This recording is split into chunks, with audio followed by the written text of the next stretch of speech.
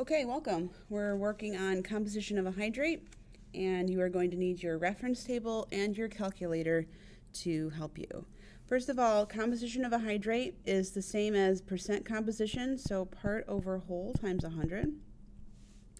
If they give you lab data, for example, in question 3, 4, and 5, and 6, they have lab data. In questions 1 and 2, they don't. So if you don't have lab data, you need to use GFMs. So periodic table, adding up the masses, etc. Okay. So in a hydrate, we're looking for the amount of water. So that will be our part. Our entire thing will be the whole. And then, of course, a percentage will be times 100. Okay. What percent of water is found in copper Roman numeral 2 sulfate, copper 2 sulfate, pentahydrate? Okay, so the first thing we need to do is formula. So remember, I know my GFM of water is 18. So 5 times 18 is 90. So that's our part.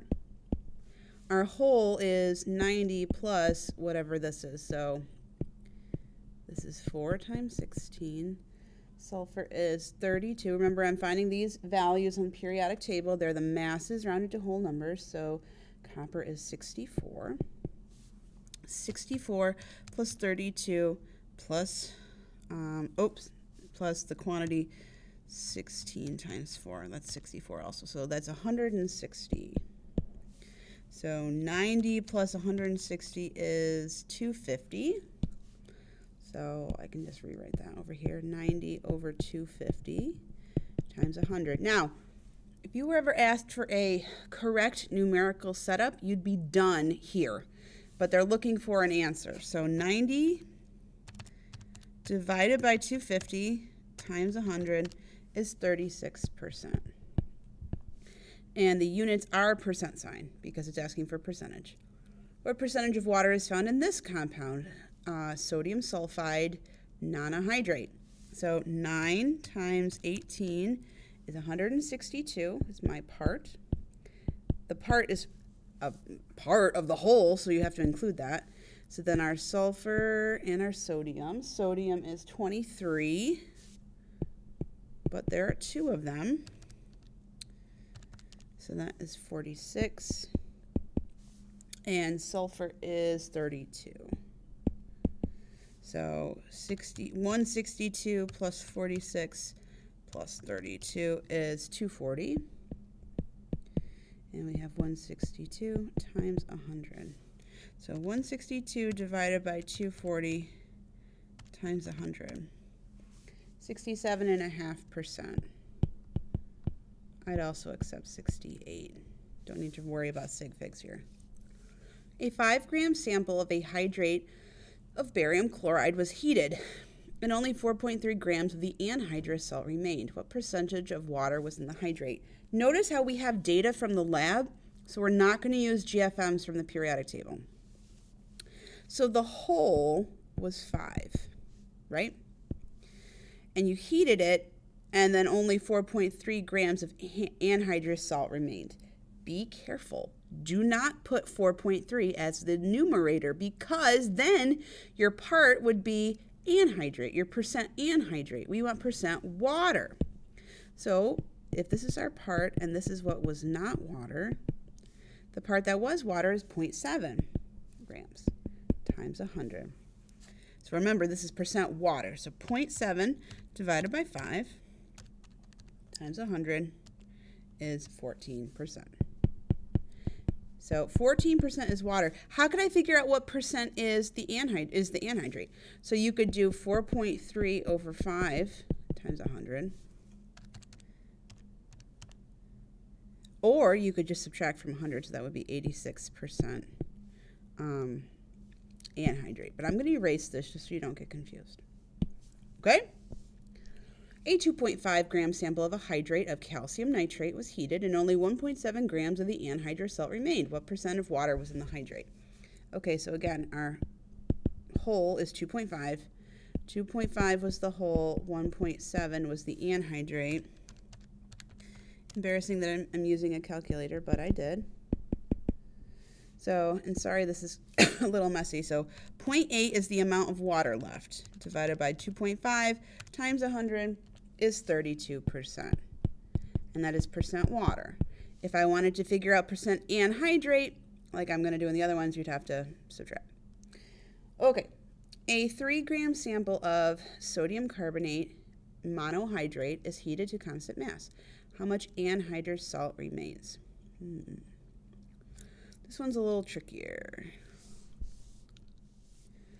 So a 3-gram sample of Na2CO3, which is sodium carbonate monohydrate, is heated to constant mass. How much anhydrous salt remains? Okay, so what I can do is I can figure out GFM of this. So this is 23 times 2, which is 46, 12, 16 times 3, which is 48, and this is just a 1 water, so the 18. So 46 plus 12 plus 48 plus 16 is 122. Did I do that right? Hold on. 46 plus 12 plus 48 is 106 plus 18 is 124. Okay. So I know this is my lab mass and this is my GFM mass. So what I'd need to do is, I don't know what my lab mass is after I hydrate it, but I could figure out what my GFM mass would be after I get rid of this, right?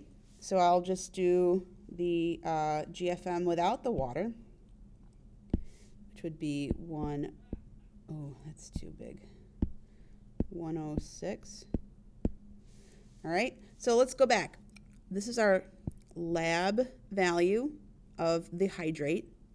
This is our GFM value of that lab hydrate. This is the value of our GFM of the anhydrate, and now we can figure out the value of our anhydrate in the lab. So 3 times 106, I still think this is too thick, is 318 equals 124x. Divide both sides by 124. And you get 2.56 blah, blah, blah, blah, blah. So 2.56 or 2.6 grams. That's all we do. It's a little bit of algebra there. I'll get rid of this. All right. Same kind of idea here. We're going to have to do some algebra. A 5-gram sample of the copper 2 nitrate something hydrate is heated, and 3.9 grams of anhydrous salt remains. What is the value of N? So we have our lab data. So we have our, and you can do this the other way if you want. There's my anhydrate over my hydrate lab data. So I'm going to need my anhydrate GFM over my hydrate GFM. And I don't know my hydrate GFM because I don't know what N is. But I could figure out my anhydrate GFM real easily. So this is 64, this is 14 times 2, and this is 16 times 6. So again, if you need help with GFMs, please ask. 64 plus 14 plus 14 plus 16 times 6, so 188 is the anhydrous. So our numerators are anhydrates and our denominators are hydrates. So we get 3.9 x equals 5 times 188, 940, divide by 3.9, so, so x equals 241. So x 241 is the hydrate GFM. We're not asked for the GFM's hydrate. We're asked for the value of N. So I know that 188 is my anhydrate. So 241 minus 188 gives me 53. That's the mass of my GFM. Excuse me. That's the mass of my water. So I'm going to divide it by 18. And I'm going to get 2.94444. That rounds to about 3. So we have 3 waters. If that was a little bit challenging for you, that's okay. That's much harder than anything on the Regents is going to be. and it's just a little bit of algebra. So if you get 1 through 4 correct, you'll be fine. Okay, thanks.